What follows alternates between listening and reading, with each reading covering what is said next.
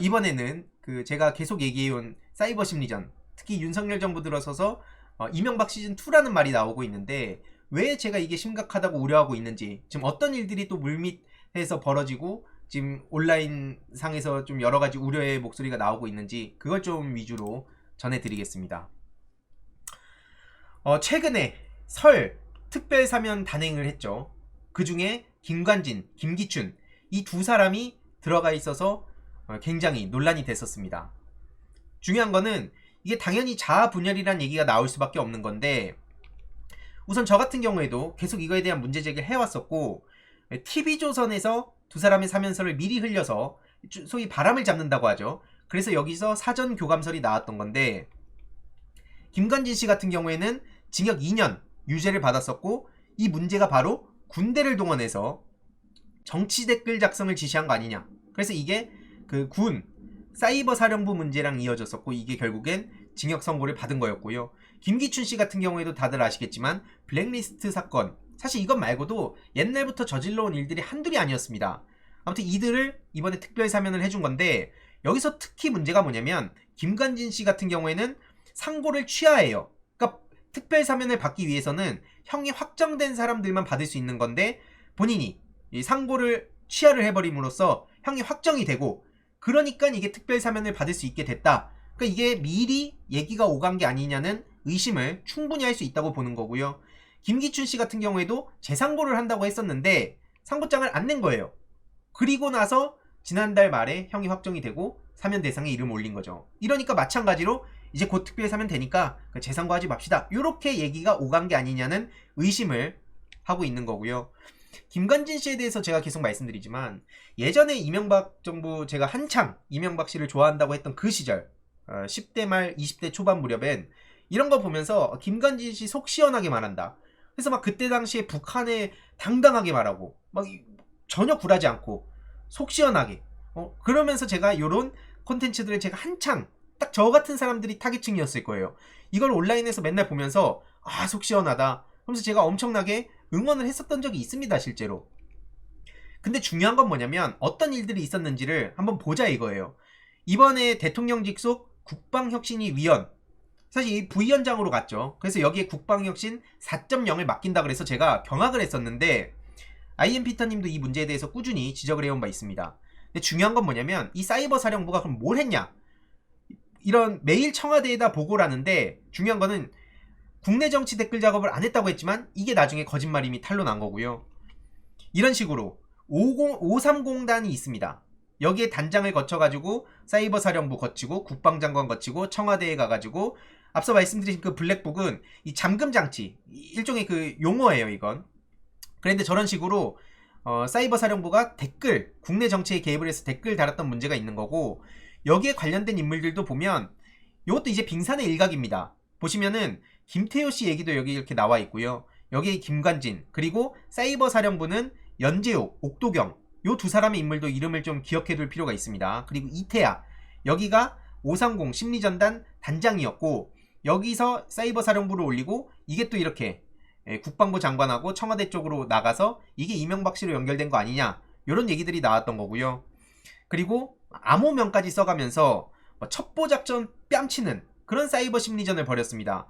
아까 섀도우님 같은 경우엔 저한테 사이버 심리전 얘기를 했는데, 지금 제가 이게 방송에서 얘기하는 게 하루 종일 커뮤니티만 구경하냐, 신났냐, 이런 얘기를 하는데, 지금 이거랑 국가기관에서 지금 이런 거랑 비교 자체가 할 수가 없습니다. 심지어 언론사 간판까지 내걸면서 대선 여론조작 나섰다는 그런 의혹을 받는 기사도 진작부터 나왔었고, 이게 군대 문제뿐만 아니라 국정원까지 연결됩니다. 이게 국정원을 따라한다면서 사실상 이게 국정원과 큰 틀에서 군대 문제가, 그 국군 사이버 사령부 문제가 있었던 거고, 요 조직도를 보시면 앞서 말씀드린 그 530단도 있고, 여기서 정치 댓글하고 민간 언론사 운영하고 모바일 게임 개발까지 했었습니다. 심지어 굉장히 촘촘하게. 그리고 이게 국가정보원이랑 같이 움직이는 걸 보면서 결국엔 그러면 여기서 우리가 잊어서 안 될 인물이 바로 원세훈 씨죠. 원세훈 전 국정원장 같은 경우에도 이번에 말이 많이 나왔는데, 실제로 전직 사이버 사령부 간부가 이런 얘기를 했었습니다. 청와대하고 국정원이 주도를 해서 그 아래에 이제 사이버 사령부가 들어올 수 있게, 들어와서 얘기를 할 수 있게 연계를 했다, 이런 증언이 나왔던 거고요. 문제는 이 원세훈 씨도 가석방을 지금 받은 상황입니다. 근데 어떤 식으로 또 문제가 나왔냐면 징역을 13년을 받았는데 여기서 절반밖에 안 채웠다는 거죠. 한마디로 남은 형기 7년 중에 절반을 또 감형을 시켜주고, 이게 내용을 막 되게 디테일하게 보면 좀 복잡하지만 간단히만 말씀드리면 형 집행률이 원래는 그 60% 이상을 복역해야 가석방 심사 대상이 되는데 요 계산하는 방식을 갑자기 바꿔버린 거예요. 법무부에서는 불합리한 제도를 개선한다면서 가석방 형기 산정하는 방식을 바꿔버리고 여기서 갑자기 그래서 48.5%였던 원세훈 씨의 형 집행률이 갑자기 70%로 올라갑니다. 그래서 그 기준을 통과시켜주는 그런 꼼수를 부린 거 아니냐는 비판을 받고 있는 거고요.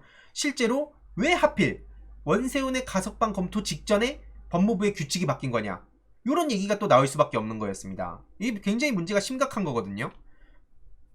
그래서 보시면은 이게 참여연대에서 예전에 만들어놨던 내용 중에 이제 일부를 제가 보여드리려고 하는데, 이 타임라인 순으로도 이렇게 다 내용이 있습니다. 제가 오프라인에 강연을 다니면은 너무 과하다, 설마 그 정도로 했겠냐, 이런 얘기를 하시는 분들도 종종 계시거든요. 근데 제가 이거는 실제로 굉장히 민감하고 심각한 문제고 그냥 얘기하면 자칫하면 음모론자라고 얘기를 쉽게 할 수 있기 때문에 언론에 나온 내용이라든지 아니면 재판 과정에서 있었던 내용들을 토대로 제가 말씀을 드리고 있는 겁니다. 그래서 원세훈 씨가 2009년 2월에 취임을 하고, 그리고 아까 말씀드렸죠, 연재욱 씨 여기서 사이버 사령관으로 취임한다는 것도 절대로 잊어서 안 됩니다. 그래서 국정원 내부를 보면 이렇게 원세훈 국정원장이 부서장 회의하고 정무직 회의하고 일일 모닝 브리핑을 통해서 여러 가지 국내 정치에 개입을 했다는 게 박제가 된 상황이고요. 여기서 또 국정원 3차장 이종명이라는 사람이 있습니다. 이종명이라는 사람이 이제 원세훈 씨한테 지시사항을 듣고 민병주라는 심리전 단장한테 지시사항을 전달하고 혹은 직접 팀장들한테도 지시를 하기도 했었죠. 그리고 앞서 말씀드렸듯이 민병주라는 그 심리전 단장은 금일 이슈 및 대응 논지 이런 걸 마련해가지고 또 밑에 하달을 한 거예요. 굉장히 체계적으로 움직였다는 걸 알 수 있는 거죠. 그러니까 이게 단순히 제가 맨날 말씀드리지만 무슨 뭐 누가 댓글 좀 달았네 이런 차원의 수준이 아니고요. 굉장히 조직적으로 꼼꼼하게 움직였다는 거를 알 수 있는 겁니다. 그래서 이 조직도를 보시면은 그 국정원장 아래에 1, 2, 3차장 중에 3차장으로 또 내려오고 그 밑에 민병주라는 심리전단 단장이 있었고, 여기서도 안보 1, 2팀이 있는데 3팀, 5팀 여기에 또 각 파트별로 나뉩니다. 여기서 나뉘는데 당시에, 지금은 이제 또 플랫폼이 굉장히 많이 바뀌었죠. 여기서 보시면 안보 3팀은 블로그, 다음 아고라, 그리고 오유, 보배드림 뽐뿌, 특히 오늘의 유머가 굉장히 큰 사이트였어요. 근데 그게 망한 것도 작정하고 이걸 아예 그냥 망쳐야겠다고 붙어가지고 결국 지금처럼 굉장히 쪼그라들었다는 얘기도 많이 나왔었는데, 보시다시피 파트를 나눠가지고 조직적으로 그냥 붙은 거예요. 심지어 안보 5팀에서는 트위터를 또 담당하죠. 그러니까 한마디로 제가 왜 계속 여론 형성의 장과 정보 유통 창구를 강조하냐면, 잠깐 그 말씀 드릴게요. 지금 민주주의 사회에서는 결국에는 대중 여론이 가장 중요한 거 아니겠습니까? 아무리 뭔가를 하고 싶다 하더라도 지금 윤석열 정부 같은 경우엔 그래도 너무 눈치를 안 보고 지금 저러니까 국힘 내에서도 지금 리스크란 말이 슬슬 나오기 시작했는데, 보통은 그냥 제대로 된 지도자라면 아무리 본인이 하고 싶은 게 있다 하더라도 국민 다수가 반대를 하면 이게 쉽게 못합니다. 그러니까 이 여론이 굉장히 중요한 거고, 그 여론을 소위 점령하기 위해서 저런 식으로 조직적으로 움직였던 건데, 지금은 앞서 보셨듯이 무슨 뭐 블로그나 아고라, 지금은 이제 다음 아고라에서 이렇게 하지도 않죠. 조직적으로 이런 거를 그 담당을 해서 관리를 했는데, 지금은 플랫폼도 달라졌고 이젠 챗 GPT 얘기도 나오고 AI 시대라는 얘기가 나오고 있습니다. 그럼 우리의 이제 상상력을 넓혀보면 그런 플랫폼들에 대해선 어떤 일들이 벌어지고 있을까를 우리가 한번 미리 생각을 해볼 수 있다는 거죠. 뭐 당장 하고 있다 라고 단정할 수는 없습니다. 증거가 없이는 그걸 함부로 얘기할 수는 없지만 적어도 우리가 그런 플랫폼들에 대해서도 무슨 움직임을 벌일 수 있는 거 아닌가 정도 우리가 미리 예측을 하고 상상을 할 수 있는 거고요. 어떤 식으로 선거에 개입을 했었냐, 이것도 아주 빙산의 일각인데 지방선거라든지 총선이라든지 대선에 저렇게 개입을 하면서 노골적으로 막 좌파란 얘기하고 뭐 대선이 있으니까 이것도 어떤 식으로 우리가 관리할 건지, 종북 좌파 세력들이 국회에 다수 진출했다. 지금 윤석열 정부에서 나오는 워딩하고 사실 너무 흡사합니다. 지금도 갑자기 그 국정원 얘기가 어느 순간부터 언론 포털을 뒤덮기 시작하고 뭐 종북 좌파란 얘기가 나오기 시작하고 대통령 입에서도 실제로 심리전 얘기를 했었습니다. 윤석열 대통령도요. 그리고 당시 이명박 정부 때 정부 정책에 대한 우호적인 여론 조성을 지시하기도 하고 그러면서 4대강 사업, 세종시 문제 요런 걸 또 이제 방어를 하려고 하는 것도 있었죠. 제가 어지간하면 이거 이따가 얘기 좀 하려고 제가 섀도우를 냅두고 있었는데 여기는 차단을 하겠습니다. 저런 식으로 이제 긁혀가지고 흥분해가지고 저는 예전부터 말씀드리지만 오늘은 지금 안 하는데 그 내 마음은 소망이라든지 그런 식으로 전 냅둡니다.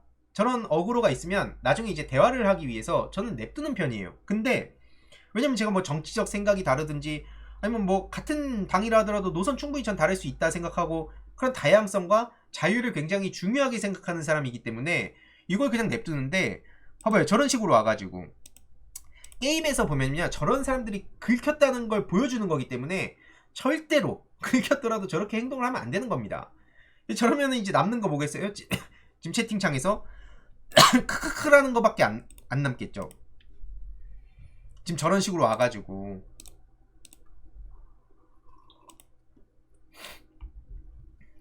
참 저거 보면은 안타깝습니다. 저런 거 보면은 많이 긁혔구나. 이게 많이 짜증났구나.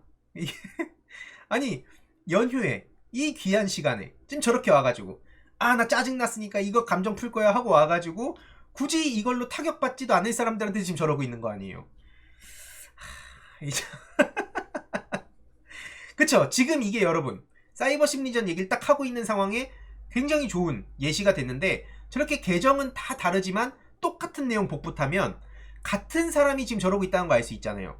온라인이 그래서 무섭다는 겁니다. 익명의 뒤에 숨어서 저런 식으로 여러 가지 의견인 것처럼 이야기를 하지만 저 사람은 사실 굉장히 많이 하수기 때문에 똑같은 내용을 복붙하지만 예를 들어서 지금 당장 사례로 말씀드리면 세 가지 계정으로 지금 와가지고 저 똑같은 내용 복붙한 거 아니에요? 그럼 여기서 우리가 알 수 있는 건 확실한 건 한 명이 적어도 3개의 계정으로 똑같은 내용을 복붙했다 이거죠. 근데 여기서 이게 심리전이 무서운 게 뭐냐면 사람을 헷갈리게 만든다 그러면 요 3가지 계정이 묘하게 다른 스탠스를 보이면서 결국의 방향은 한쪽으로 목표를 딱 설정해두고 묘하게 스탠스가 다르게 하면서 사람들 헷갈리게 만드는 거죠. 저건 전형적인 하수고 도움 하든 안 되는 거예요. 저런 게. 그래서 제가 말씀드리는 게 심리전이 그냥 저렇게 무식하게 댓글 복사 붙여넣기 하는 게 아니다. 저거 진짜 무식한 거고요. 그러니까 제가 가끔씩 정치권에 가가지고 이런 심각성을 얘기할 때 정말 답답한 게 저런 걸 보고 야 저런 걸로 사람들이 낚여 이러는데 계속 말씀드리면 저거 진짜 무식한 겁니다. 저런 식으로 한 건 자기들 진영에도 도움이 안 돼요.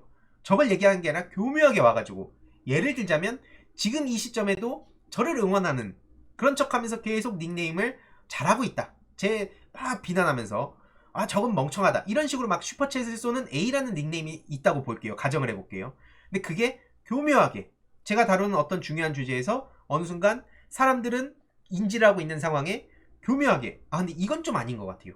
이거는 좀 너무 나간 것 같아요. 이러면 보는 분들이 헷갈리기 시작하다는 겁니다. 요 닉네임은 분명히 그때 제 참교육할 때도 슈퍼챗을 쏴서 응원을 했던 눈에 익는 우리 편인데 한마디로 아군인데 근데 이 사람이 아니라고 하니까 이거 내가 좀 너무 어디에 갇혀있는 거 아닌가? 내 생각이 혹시 어디에 고립되진 않을까? 요런 생각을 하게 된다는 거죠. 이거 아주 그냥 간단한 하나의 예시입니다. 아무튼 얘기가 좀 샜는데 좀 이야기로 다시 돌아가서 좀 볼게요. 지금 오신 분들 구독, 좋아요 한 번씩 부탁드리고요. 이런 식으로 우호적인 여론을 조성하게끔 지시했다는 것도 나왔습니다. 그래서 그때 당시엔 핵심이 4대강이었죠. 그래서 뭐 다양한 아이디어를 개발하길 바란다. 국민들이 성과를 잘 인식할 수 있도록 노력해야 된다. 뭐 이런 얘기들도 했고요. 심지어 정부를 비판하거나 다른 정책을 주장하는 야당과 시민사회 진영에 공격 지시하기도 합니다. 그러면서 지금 우리가 익숙한 얘기들 있죠. 키워드들. 좌파 교육감에 무상급식이 문제다. 이건 뭐 퍼주기다. 뭐 이런 식으로. 망국적 포퓰리즘이다. 좌파 세력들이 반대를 위한 반대를 한다. 이런 얘기까지 했던 게 드러나기도 합니다. 그러면서 동시에 다음 아고라나 오유 같은 그런 커뮤니티 혹은 지금 보배드림도 굉장히 영향력이 또 크죠. 그런 데에 가가지고는 칭찬글을 게시하는데 계속 말씀드리지만 요건 이제 허접하던 시절 오빠 냄비 스타일이 장안의 화제구나 요 때는 이게 여기 좀 낚이는 저도 이제 거기에 낚였던 사람 중에 한 명이지만 요런 게 지금은 이제 오히려 역으로 우스꽝스러워지는 거죠. 그럼 여기서 저는 이런 생각도 한번 해보는 겁니다. 그러면 민주 진보 진영에서 굉장히 허술하게 민주 진영을 옹호하거나 혹은 그 자칭 보수 진영을 비판하는 콘텐츠를 만드는 그런 것처럼 하면서 굉장히 허술하게 만들어 놓으면 그럼 이거 역공작이 가능하지 않나? 저는 이런 생각을 해보게 되는 거예요. 이거 당연한 거죠. 한마디로 민주진영에서 뭘 만드는 것처럼 해서 민주진영 커뮤니티에 올리면 거기에 민주진영 사람들만 있는 게 아니잖아요. 근데 그 내용이 조선일보 같은 언론에서 그걸 따가지고 민주진영 안에서 뭐 다른 어떤 의견이 나왔다. 혹은 어떤 문제를 일으켰다. 이런 식으로도 충분히 할 수 있다는 겁니다. 그리고 실제로 커뮤니티를 좀 아시는 분들은 잘 아실 거예요. 그런 일들이 어느 정도 있었다는 거를. 그리고 보시면은 저렇게 야당 후보랑 야권 정치인들을 반대하고 비방하는 그런 글들을 퍼뜨리기도 했었고요. 내용은 제가 뭐 시간이 없으니까 굳이 지금 다 읽진 않겠습니다. 하지만 다들 아시는 뭐 친북 얘기 나오고 종북 좌파 얘기 나오고 지금도 나오는 얘기죠. 노무현 정신이 도대체 뭐냐 뭐 이런 식으로 이제 그러다가 노무현 대통령의 인기가 워낙 좋아지니까 지금은 노무현 정신을 저기서 가져가려고 하고 있죠. 물론 이게 되진 않습니다. 아까도 말씀드렸지만 누구든 그럴듯한 계획은 가지고 있죠. 그래서 아무튼 저 심리전단 직원들의 하루가 정말 기가 막혔는데 매일 아침에 사이버 활동 계획을 확인을 하고 원장님, 여기서 이제 원장은 그 원세훈 씨였죠. 그때 지시 강조 말씀을 보고 언론 기사를 참조해서 사이버 활동 계획을 짜고 그리고 나서 만약 긴급한 사안이 발생할 경우에는 전화나 문자로도 지시를 추가로 받기도 합니다. 그리고 오후에는 그걸 이제 실행하는 거예요. 그게 이제 하루 일과였던 겁니다. 그리고 이것도 무선 인터넷을 사용할 수 있는 곳에 가서 사이버 활동을 하기도 하고요. 주중에 만약에 실적이 부족하다 그럼 이제 저녁이나 주말에도 활동을 했다고 하죠. 예를 들어서 지금 같은 상황이라면 명절, 설 연휴 잘 보냅시다. 이게 안 되는 거예요. 너 실적 부족하잖아. 연휴가 어딨어? 주말이 어딨어? 그건 똑바로 하든가. 댓글 많이 남기란 말이야. 그러니까 요렇게 우리가 추측을 해볼 수 있는 거겠죠. 그리고 앞서 말씀드렸듯이 국군 사이버 사령부 요 문제도 굉장히 심각한데 여기서도 연재욱, 옥도경 제가 아까 말씀드렸죠. 이 이름도 계속 기억을 해둬야 됩니다. 이태아라는 사이버 사령부 심리전 단장도 있었고요. 여기도 이렇게 보시면 조직도가 이렇게 쭉 내려와서 요 530 단이라는 이런 심리전단 반을 운영했다는 걸 알 수 있습니다. 그래서 이것도 간단히 말씀드리면 마찬가지로 상황회의를 하고 오후에는 또 별도 보고도 하고 그냥 그걸 이제 실천하고 요랬다고 보시면 되고요. 그래서 이렇게 조직도를 보시면 굉장히 촘촘하게 운영을 했다는 걸 알 수 있습니다. 그리고 계속 말씀드리지만 이것도 드러난 건 그 빙산의 일각에 불과해요. 이건 빙산의 일각에 불과한 거고 여기에 외곽팀도 있었습니다. 관심 있으신 분들 아시겠지만 국정원 알파팀이라고 있었어요. 그래서 알바부대 드러난 것만 해도 3,500명을 고용했다라고 나와 있는데 제가 민주당에 합류하게 된 것도 지금 앞서 말씀드린 이 문제들 때문이에요. 예를 들어서 훈련이 된 그런 민간인 그 댓글 부대가 3,500명이 있다면 이 사람들이 문재인 정부가 들어서서 다들 흩어지고 일상생활을 하고 살까? 만약에 지금처럼 이제 그때 윤석열 정부가 들어설 건 전 몰랐지만 만약에 정권이 바뀌게 되면 그때 그 사람들 다시 걷어들이면 어떡하지? 확실하게 처벌을 받지 않은 상황인데 이런 일은 언제든지 다시 벌어질 수 있다고 저는 우려를 해서 계속 이 문제에 관심을 가져왔고 그래서 그때 뭐 당정청 다니면서 계속 이게 심각하다 얘기했는데 현실적으로 제가 마주했던 그 느낌은 뭐냐면 일단은 이 자체를 굉장히 음모론으로 보시는 분들이 여전히 되게 많았고요. 그 중요한 거는 이게 그냥 옛날 이명박 정부 때 일인데 이게 뭐 다시 벌어지겠냐 이렇게 보시는 분들도 꽤 많이 있었습니다. 근데 저 같은 경우에는 이런 심리전 문제가 계속 말씀드렸듯이 굉장히 심각한 문제고요. 그냥 단순히 그 댓글 남기는 게 아니라 계속 강조하지만 사람들한테 그럴듯하게 가랑비 옷 젖듯이 그 사람들을 속이고 소위 가스라이팅을 한다는 것도 굉장히 중요합니다. 그래서 이런 민간인 팀장 소속 단체를 보면 예전에 선진화라는 말도 많이 했었죠. 이명박 정부 때. 그래서 그때 뭐 선진미래연대라든지 자유자 들어간 거 뭐 이런 내용들도 결국에는 이 알파팀도 연결이 되고요. 그리고 중요한 건 2023년 신년 특별사면 현황을 제가 한번 봤어요. 쭉 찾다 보니까 그때 잔영 감형받은 게 이제 원세훈 씨였고, 여기서 복권된 23년에 복권된 게 앞서 말씀드렸죠. 이종명 국정원 3차장, 그리고 옥도경 전 사이버사령관, 그리고 민병주 전 국정원 단장, 연재욱 전 사이버사령관. 아까 제가 계속 이 사람들의 이름을 강조하면서 말씀드렸던 이유도 뭐냐면, 대부분은 원세훈이나 김건진이라는 사람 정도는 이름을 알고 있죠. 하지만 정작 여기서 굉장히 깊이 관여돼 있던 사람들의 근황은 우린 대부분 평소에 알 수도 없고 관심도 없어요. 근데 이런 사람들이 이미 물밑에서 조용하게 23년에 복권이 됐다는 걸 우리가 알 수 있는 거고요. 24년 얼마 전이죠. 24년 설 특별사면 요 리스트를 보면 김관진 씨 위에, 그리고 김기춘 씨도 있죠. 뿐만 아니라 김대열, 지영관이라는 사람도 포함되어 있습니다. 김대열, 지영관은 기무사라길래, 기무사가 이제 이 문제가 되게 있었잖아요. 기무사 하고 보니까 여기는 세월호 사찰, 기무사 참모장 김대열, 지영관, 여기서도 징역을 받았었는데 이번에 24년 요 명단에 또 들어가 있는 겁니다.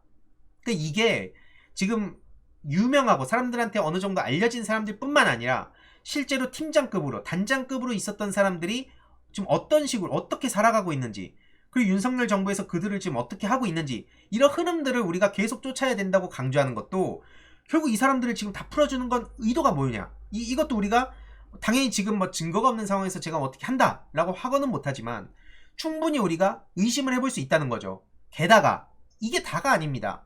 이동관 씨에 대해서도 제가 계속해서 문제 제기를 했었는데, 명진 스님을 향해서도 그 보복성 심리전을 국정원에 지시를 했었어요.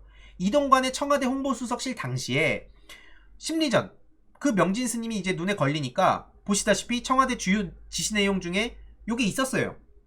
봉은사 주지 명진의 과거 룸살롱 출입, 아이파크 건설 관련 합의금 횡령, 뭐 이런 식으로 얘기하면서 좌파 활동 경력을 적극 확산시켜라. 보시면 이게 홍보수석의 지시 내용 중에 하나였습니다. 근데 이 이동관 씨가 방통위원장으로 왔었죠. 이게 뭔 일이 벌어지고 있냐 이겁니다. 지금 2023년 2024년에. 그리고 곽상원, 지금 종로에 나온 곽상원 위원장님도 윤석열 과거에 검찰에 있을 때 정치보복 수사에 곽상원 변호사님 뿐만 아니라 그 노무현 대통령 그 가족분들 만신창이가 됐다, 이 얘기를 지금 계속해서 문제 제기하고 있지 않습니까? 그리고 심지어 연예인들에 대해서도 이 블랙리스트 문제도 그냥 이게 그냥 스리슬쩍 넘어가고 옛날 일이지, 역사 속에 있었던 일이지로 넘어갈 상황이 아니란 겁니다. 당시에 이제 좌파 연예인들의 방송 활동을 차단하는 걸 강화시킨다 그러면서 문화예술 체육인 건전화 사업 계획이라는 거를 문건을 만들어가지고 이것도 국정원에서 또 작성을 해서 관리를 했다는 거 아닙니까?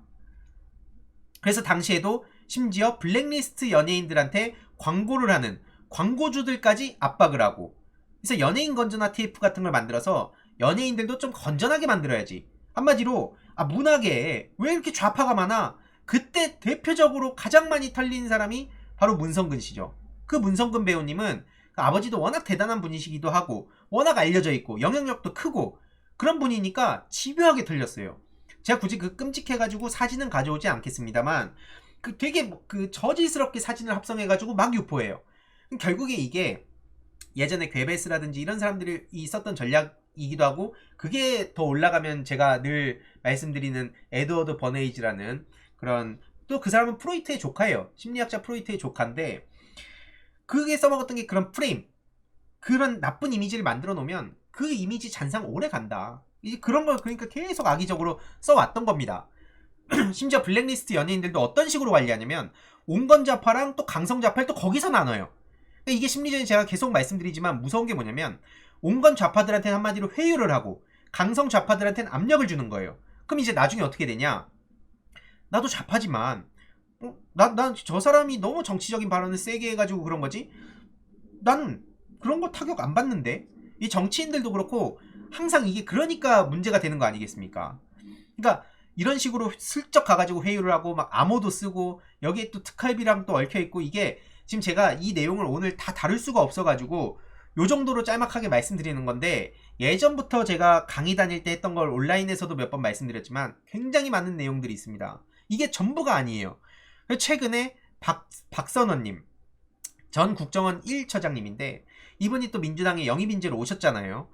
최근에 이재명 대표님 정치 테러 문제에 대해서도 이런 경고를 했었습니다. 그걸 보면서 국무조정실의 대테러 센터 업무 체계를 보면 다스베이다를 보신 분들도 아실 거예요. 그리고 뭐 새날이라든지 다른 방송도 나오셨는데 저는 평소에 그 국정원 문제에 굉장히 관심이 많아서 나오신 내용들 열심히 보고 또 이런 거를 계속 또 자료를 정리도 하고 그러고 있는 상황인데 보면 지금 너무 이상하다 이거죠. 특히나 지금 우리가 안 그래도 윤석열 정부는 이명박 정부의 시즌2라고 하는데 그때 국정원이나 뭐 군대 아니면 또 그 청와대 그 안에서 실질적인 역할을 했던 이명박 사람들이 다 돌아와서 주요 요직을 다 차지하고 있어요. 혹은 지금 말도 안 되게 특혜를 받아서 감형을 받고 가석방 되고 뭐 이런 상황입니다. 그러니까 우리가 이게 지금 벌어지고 있다라고 절대 말은 못하지만 이거에 대해서 항상 나를 세우고 의심을 해야 된다고 보는 거고 특히 정치권 내에는 지금보다 훨씬 더 디테일한 내용으로 계속 저도 문제 제기를 하고 있는 상황입니다. 근데 문제는 뭐냐면 어디서부터 어디까지 얘기하고 있고 이거에 대한 대응 전략은 어떤 식으로 생각하고 있는지는 제가 그 불특정 다수한테 얘기를 할 수 있는 상황은 아니죠. 그래서 정치권 내부에다가 계속 문제 제기하는 건 하는 거대로 하고 또 밖에다가는 계속 이 심각성을 알려서 이걸 보신 분들이 온라인이나 오프라인에다가 계속 이런 심각성을 또 전달해 주시는 게 지금 매우 중요하다. 지금 당장 그런 갈라치기들이 교묘하게 들어오는데 그것도 어떤 식으로 방어가 되냐면 실제로 댓글 부대 그런 역할 하는 사람들이 앞에 불 다 지피고 빠져요. 그럼 남은 사람들은 가랑비 옷 젖듯이 실제로 그런 분노 혹은 어떤 슬픔 뭐 이런 감정들을 가지고 있기 때문에 나도 갈라치기냐 나도 이게 무슨 뭐 심리전담반이냐 이런 식으로 얘기를 하게 되면서 엉뚱한 사람들끼리 싸움을 하게 되는 거거든요. 이게 그냥 아주 큰 틀에서 보면 이재명 대표님이 맨날 말씀하셨던 게 뭡니까? 을들의 전쟁을 끝내야 된다. 한마디로 지금 계속 저들은 을들끼리 싸움을 부추겨 놓고 쓱 빠져요. 언론은 그걸 가지고 계속 일부분만 조명하고 그 내용이 마치 진짜 가장 그 현 사회의 심각한 문제인 것처럼 노동시장 이중구조 문제라든지 지금 예를 들어서 지금 윤석열 정부 들어서서 이명박 정부 때 똑같이 했던 거 부자 감세라든지 지금 여러 가지 문제가 지금 똑같이 오버랩이 되고 있는 상황이잖아요. 뭐 금투세 폐지라든지 이런 것들. 근데 이런 거에 대해선 시선을 자꾸 다른 쪽으로 돌리고 일들의 전쟁을 계속 부추기는 이 상황을 우린 언제까지 그냥 계속 당해야만 하는가. 이 분노가 치밀어 오른다는 말씀입니다. 이 굉장히 그리고 심각한 문제고 절대로 이거 그냥 이명박 정부 때 있었던 일을 가지고 와서 제가 무슨 과거에 얽매여가지고 이런 얘기를 하는 게 절대 아니다. 그래서 제가 뭐 계속 게임이랑 정치랑 빗대서 얘기하는 것과 스타크래프트를 얘기하면서 정치와 뭐 이런 사회 문제랑 계속 연결되는 거라고도 말씀드리는 이유도 이게 다 여러 가지 큰 틀 안에서 같이 가는 거라고 생각을 해서 계속 강조를 하는 거고요. 결국에 제일 중요한 건 과거에 저한테 하는 얘기들입니다. 이 모든 것들은 과거에 저한테 하고 싶은 얘기들이에요. 딱 15년 전에 이명박의 저런 심리전에 낚여서 그 사람이 진짜로 경제인으로서 대한민국의 경제를 살린다고 착각을 했었던 그런 사람으로서 그때 어떤 포인트들에 내가 낚여가지고 거기에 이제 허우적 됐는가. 주위에서 아무리 정치적인 팩트 내용들을 아무리 전달한다 하더라도 왜 내가 그 안에서 계속 허우적대면서 오히려 그 진보 그 민주 진영 지지층을 불신하고 그렇게 제가 호응하지 않았는가. 이걸 꾸준히 계속 정리를 하면서 일부는 책에도 담은 거고요.